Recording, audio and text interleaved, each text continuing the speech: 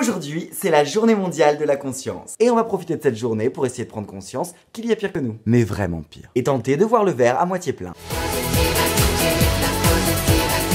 La bonne nouvelle du mois, c'est la ristourne à la pompe. Entre 15 et 18 centimes de moins par litre jusqu'à fin juillet. Mais c'est énorme! Ouais, j'ai vu la différence, mais bon, je rentrerai pas dans le jeu du gouvernement, c'est un scandale.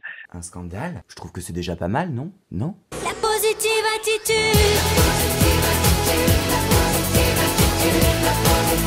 Mais dis donc, c'est quoi cette inflation dans les supermarchés? Certes, il y a l'augmentation de prix de l'essence à la pompe, mais c'est pas ça ce qu'on va manger dans nos assiettes, malheureusement. Certes, on va pas manger l'essence dans nos assiettes, et c'est fort dommage, parce qu'avec la ristourne du moment, c'était l'occasion.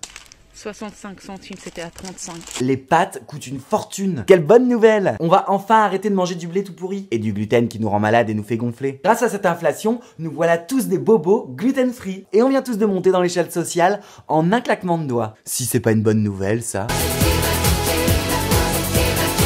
C'est la merde. Le gang du PQ est de retour après 2 ans d'absence. Oh my god. Et cette fois, ils font une fixette sur l'huile. Tout ce qui ressemble à de l'huile, ils achètent. Maximum 4 par chariot. 4 bouteilles d'huile par chariot? Mais ça va pas la tête. Mais vous en faites quoi de cette huile? Le vin, je peux comprendre. Mais l'huile? Dis donc le gang des PQ, en cette journée de la conscience, il serait peut-être bon de vous rendre compte que vos comportements sont un peu égoïstes. Pour ne pas dire con. Non mais quand est-ce que le gouvernement, soi-disant, va réagir? Bon, il faut que aussi...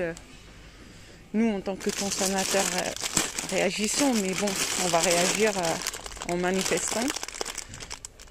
Je sais pas si ça va servir à grand chose. Non, ça servira à rien du tout. Par contre, maintenant qu'on est tous sans gluten et bobo, on va adorer prendre notre pelle et notre râteau pour faire notre petit potager. Et on aura enfin conscience qu'il ne faut pas tout attendre du gouvernement. Ça évite d'être déçu. La positive attitude. Grâce à cette inflation et ces pénuries, on va faire du vélo, du jardinage, manger des légumes et arrêter les frites. Le combo de l'hygiène de vie parfaite. Alors on arrête de se plaindre, de faire son français, et on prend conscience qu'en France, même si c'est dur, on reste sacrément privilégié. Je vous rappelle qu'il y en a qui se prennent des bombes sur la figure en ce moment. Allez, la vie est belle.